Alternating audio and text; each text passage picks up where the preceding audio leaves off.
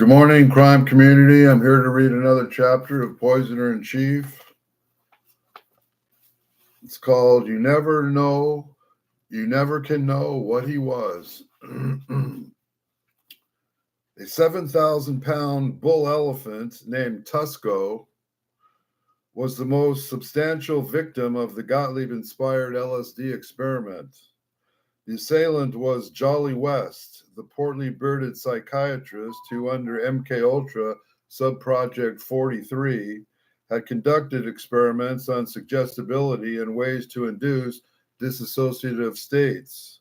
On an August morning in 1962, after making arrangements with the director of Lincoln Park Zoo in Oklahoma,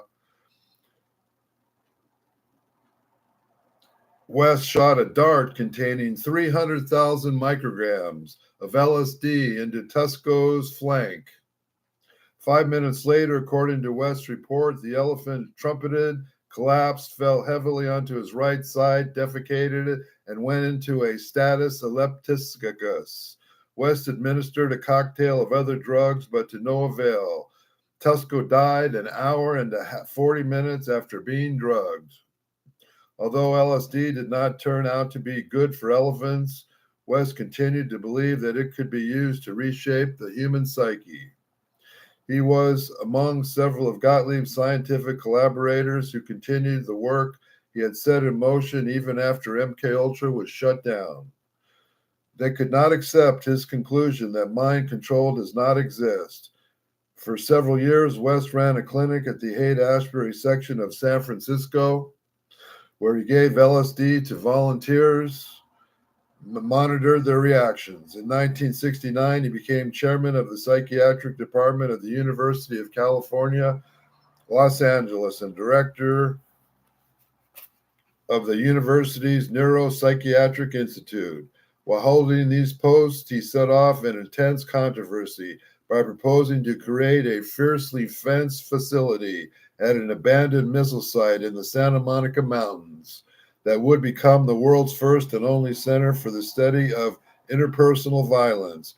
Governor Ronald Reagan supported it, but it was blocked after what West called an outcry against it based on arguments that to study violence was essentially to experiment on underprivileged people. Brain operations, putting electrodes in their heads or making guinea pigs out of them. Nonetheless, West went on to a successful career studying techniques of behavioral modification.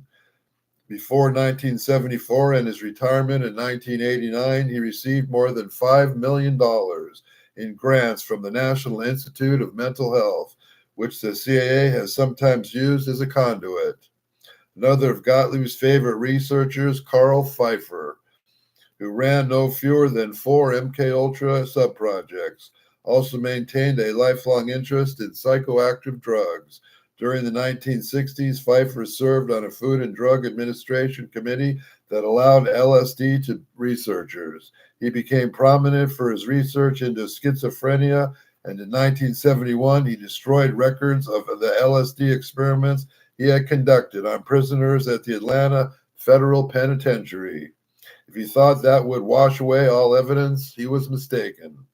Buried in the 1975 Rockefeller Commission report, but headlined in the Atlantic Constitution, was the revelation that Pfeiffer's prison experiments with LSD during the 1950s were not aimed at finding a cure for schizophrenia, as he told his prisoner subjects, but were part of a covert CIA operation.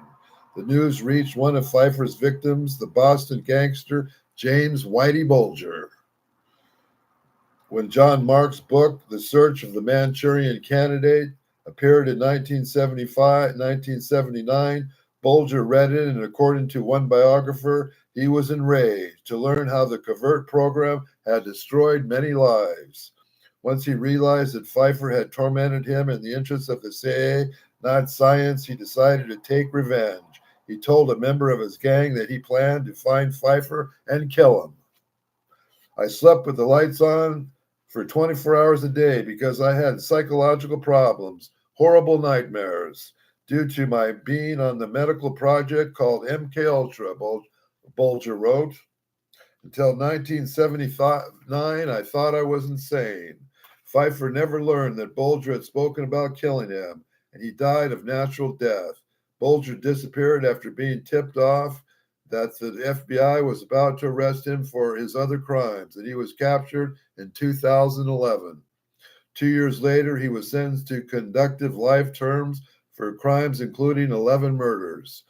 At the trial, no one mentioned LSD, MKUltra, or the CIA. One Boston lawyer was experienced representative gangsters, Anthony Cardinale. Later asserted that if he had defended Bulger, he would have concentrated on the theme that would have got him off. It's a simple defense, Cardinale told an interviewer. Nearly 2 years of LSD testing fried his brain. You bring in expert witnesses, psychiatrists, and others who deal the history of how people who took part in the secret CIA program committed suicide or became institutionalized. I have had Bulger sit there drooling and doodling. He's a victim, driven insane by his own government. He delusionally believes there is no difference between right and wrong, that he can kill. I'm telling you, I could have had a jury feeling sorry for Whitey Bulger. He's a victim, ladies and gentlemen, and they, the government, are the reason he did all this. He truly believed he could get away with it. He did not know the difference between right and wrong. They put all this in his head. They damaged and manipulated him to the point that they turned him into a psychotic killer. The only American doctor who conducted MKUltra prison experiments as relentlessly intense as Pfeiffer's Harris Isbell of the Addiction Research Center in Lexington, Kentucky, went on to an equally stellar career. In 1962, Attorney General Robert Kennedy presented him with the U.S. Public Health Service Meritorious Service Award and praised him as an outstanding investigator. Soon afterward, he was left with the Addiction Center to become the professor of medicine and pharmacology at the University of Kentucky.